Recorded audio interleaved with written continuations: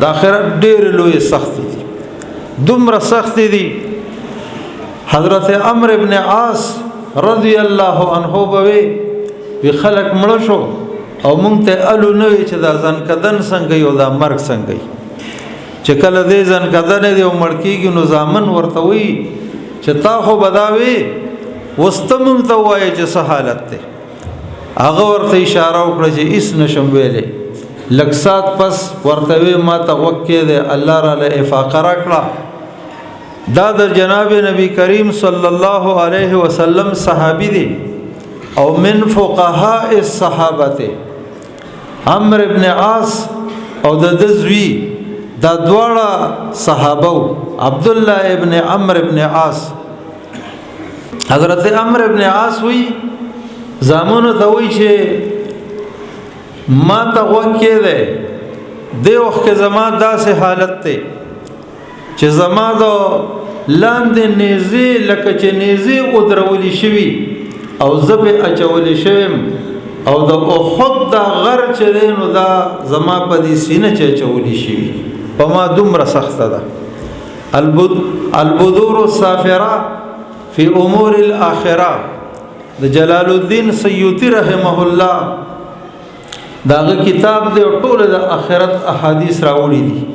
هغه وی دا مرګ د بازه بنده د پاره داسې لکه د چیلی نه چې په ژوندونی باندې سرمن لري کې خورونو چې کم کسان د الله په لار کې شهیدان شي نو دغه شهید چې د په باره کې نبی عليه السلام وایي چې الشهید لا یجد الم القرصه کما لا شهید لا یجد الم الموت کما یجد الم القرصه.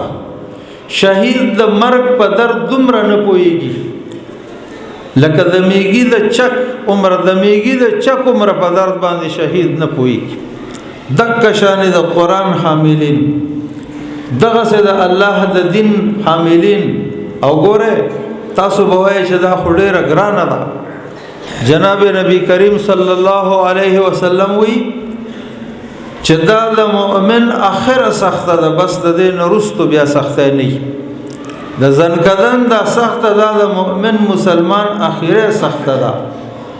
خدا د ډېرو خلقو نه الله تعالی لرې کوي د قرآن په برکت سره.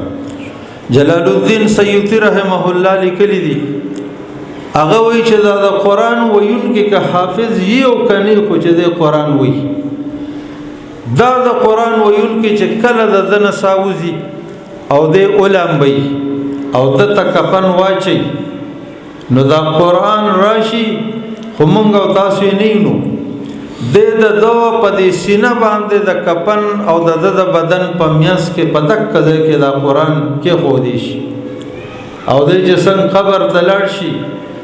دا الله تعالی دا قرآن کریم په یو خسته شکل کې د لرو باسي د جو ته وګوري ډېر به خوشاله شي.